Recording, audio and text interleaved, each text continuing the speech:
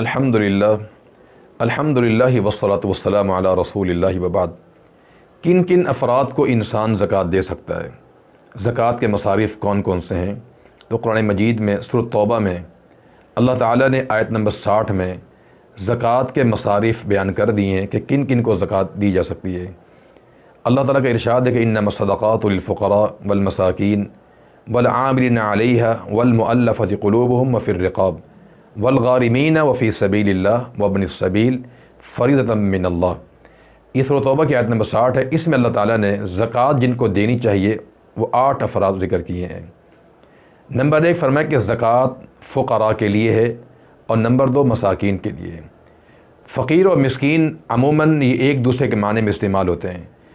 جب یہ الگ الگ استعمال ہو قرآن مجید میں تو ان کا ایک ہی معنی ہوتا ہے۔ ان فقیر کو مسکین کہہ دیا جاتا ہے اور مسکین کو فقیر کہہ دیا جاتا ہے، لیکن جس مقام پر یہ دونوں اکٹھے آ جائے جیسے یہاں پر ہے تو ان میں پھر معمولی سا فرق ہوتا ہے۔ وہ فرق یہ ہے کہ فقیر وہ ہوتا ہے جس کے پاس کچھ بھی نہ ہو، اور مسکین وہ ہے کہ جس کے پاس کچھ نہ کچھ ہو لیکن تنگ دست ہو۔ تو گویا کہ فقیر کے حالات جو ہیں وہ بدتر ہوتے ہیں کس کے؟ مساکین کے مقابلے میں۔ تو لہذا زکوٰۃ کا مال فقیروں کے لیے ہے، اور نمبر 2 مساکین کے لیے ہے۔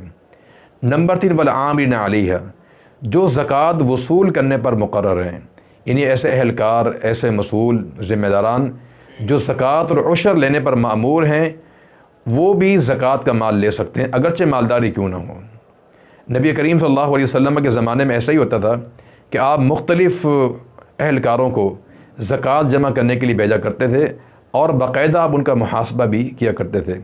تو جو اہلکار ہیں، زکوٰۃ وصول کرنے والے ہیں، عشر لینے والے ہیں، ان کو بھی زکوٰۃ دینی چاہیے۔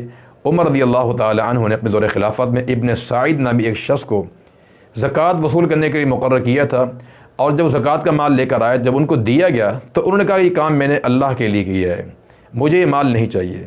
تو عمر رضی اللہ تعالی عنہ فرمایا کہ یہی کچھ میں نے بھی اللہ کے نبی سے فرمایا تھا، لیکن آپ نے فرمایا کہ جو مال انسان کو بن مانگے ملے وہ انسان کو لے لینا چاہیے۔ نمبر 4 والمؤلفۃ قلوبہم، ان کو زکوٰۃ دینا بھی جائز ہے کہ جن کی دل جوئی کرنا مقصود ہو۔ تالیف قلبی کے لیے بھی انسان زکوٰۃ دے سکتا ہے۔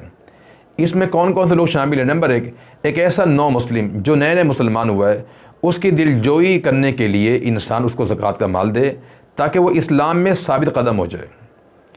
نمبر 1۔ نمبر 2 ایسا شخص کہ جس کے اسلام لانے کی امید ہو، ہے وہ غیر مسلم ہے لیکن آپ جانتے ہیں کہ زکوٰۃ کا مال دیا جائے تو یہ انسان اسلام میں آ سکتا ہے، تو اس کو بھی زکوٰۃ دی جا سکتی ہے۔ اور اس میں وہ شخص بھی شامل ہے کہ جس کو اگر زکوٰۃ کا مال دیا جائے اور اس کی وجہ سے بہت سارے لوگ اسلام میں آ سکتے ہوں، تو ایسے انسان کو بھی زکوٰۃ کا مال دیا جا سکتا ہے۔ اور نمبر 4 ایسا انسان کہ جس کے اسلام لانے کی امید تو نہیں ہے، لیکن آپ جانتے ہیں کہ اگر اس کو زکوٰۃ کا مال دیا گیا تو یہ جو مسلمانوں پہ ظلم و ستم کرتا ہے نا، تو زکوٰۃ دینے کی وجہ سے یہ مسلمانوں پہ ظلم نہیں کرے گا اور ان کو تنگ نہیں کرے گا، یہ اسلام کی مخالفت نہیں کرے گا۔ تو اس انسان کو بھی دل جوئی کے لیے، تالیف قلبی کے لیے اور دلداری کے لیے ایسے انسان کو بھی زکوٰۃ ادا کی جا سکتی ہے۔ نمبر 5 وفی الرقاب، غلاموں کو آزاد کرنے میں۔ یہاں غلاموں سے مراد جو ہے غلام مکاتب ہے، ایسا غلام کہ جس نے اپنے مالک سے یہ طے کر لیا ہے کہ میں آپ کو اتنی رقم اگر ادا کر دوں تو آپ مجھے آزاد کر دیں گے، تو قسطیں لگا کر وہ اپنے مالک سے مال طے کرتا ہے، تو اس غلام کی بھی معاونت زکوٰۃ کے ساتھ کی جا سکتی ہے تاکہ اس کو آزاد کیا جا سکے۔ رسول اللہ صلی اللہ علیہ وسلم کا فرمان ہے کہ جس انسان نے غلام کو آزاد کیا، اللہ تعالیٰ اس انسان کو جہنم کی آگ سے آزاد فرما دے گا۔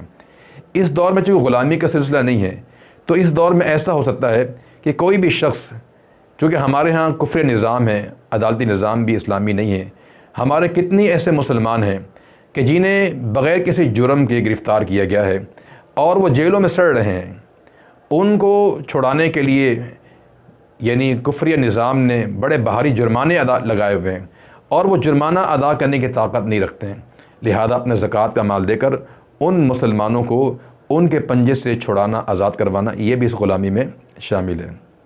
نمبر 6 فرمایا کہ والغارمین، وہ لوگ جو مقروض ہو جائیں۔ مقروض ہونے کی 2 صورتیں، کہ ایک انسان نے اپنے اہل و عیال کے لیے قرضہ لیا، غربت کی وجہ سے قرضہ لیتے لیتے وہ بیچارہ تاوان تلے آ گیا، بہت زیادہ مقروض ہو گیا، تو اس انسان کو بھی زکوٰۃ دے کر قرضے سے نجات دینی چاہیے۔ ایک انسان نے اپنی ذات کے لیے تو قرضہ نہیں لیا، لیکن کسی کی ضمانت دے دی اس نے، بعد میں وہ ضمانت اس پر آ گئی، تو اس بندے کے ساتھ بھی تعاون کیا جائے تاکہ یہ اس رقم کو ادا کر کے ضمانت سے بری ہو سکے۔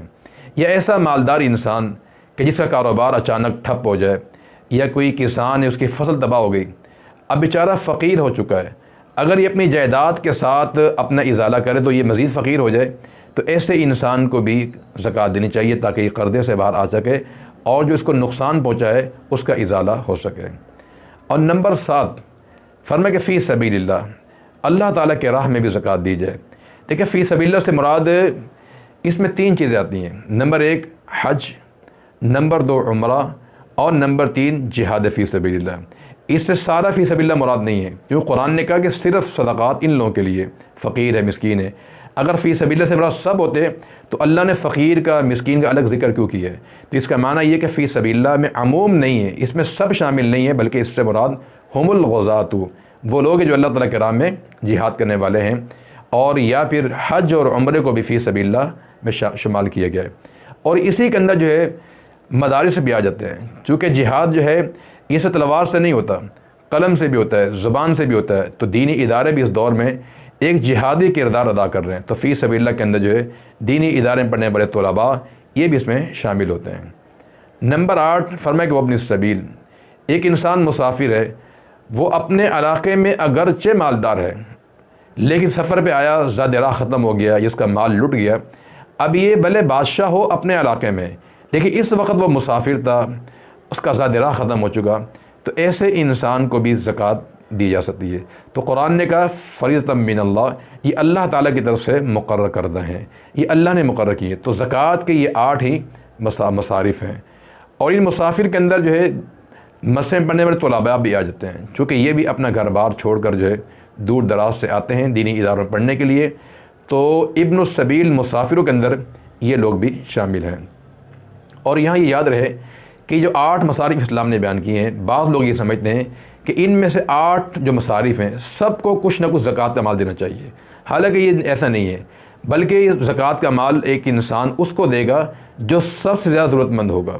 اگر ایک انسان بہت زیادہ ضرورت مند ہے، سارا مال اس کو بھی دیا جا سکتا ہے، تو تقسیم کرنے کی ضرورت نہیں ہے۔ اولا اور افضل عمل یہ ہے کہ ایک انسان جو ہے جو زیادہ ضرورت مند ہے اسی پر یہ مال خرچ کر دیا جائے۔ وصلی اللہ وسلم علی نبینا محمد وعلی آلہ واصحابہ اجمعین۔